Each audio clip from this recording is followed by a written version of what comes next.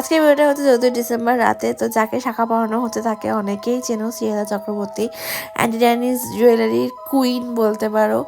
তো তার বাড়িতে আমার কাজ ছিল। তো রাতের বেলা অনেকটা রাতই হয়ে গেছিলো, তো কাকু আমাকে না খাইয়ে দাইয়ে পাঠায়নি। তো ওখান থেকে এসে আমি সোজা চলে গেছিলাম কেক আনতে, কারণ 12টা বাজলেই দাদা বৌদির অ্যানিভার্সারি ছিল। তো অ্যাজ ইউজুয়াল আমার বান্ধবী পৌলুমির থেকে আমি কেক অর্ডার দিয়েছিলাম। একটা ছোট্ট 1/2 পাউন্ডের কেক, আর উপরে লেখা ছিল একসাথে পথ চলার 1 বছর। তো এখানে দাদা আগে থেকেই দিদিকে একটু সাজিয়ে গুছিয়ে দিয়েছিল ঘরটা, একটা ফুলের বুকে দিয়েছিল। দেন আমি একটা গিফট দিয়েছি, এটা অনেকদিন আগেই আনা ছিল, এটা কেউ জানতো না। তো জাস্ট ছোট্ট একটা গিফট, যেটা আমার তরফ থেকে ছিল, একটা মেকআপ অর্গানাইজার।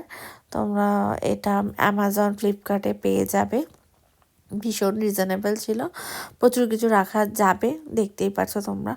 তো তারপরে অ্যাট লাস্ট দাদা আর বৌদি দুজনে মিলে কেক কাটলো।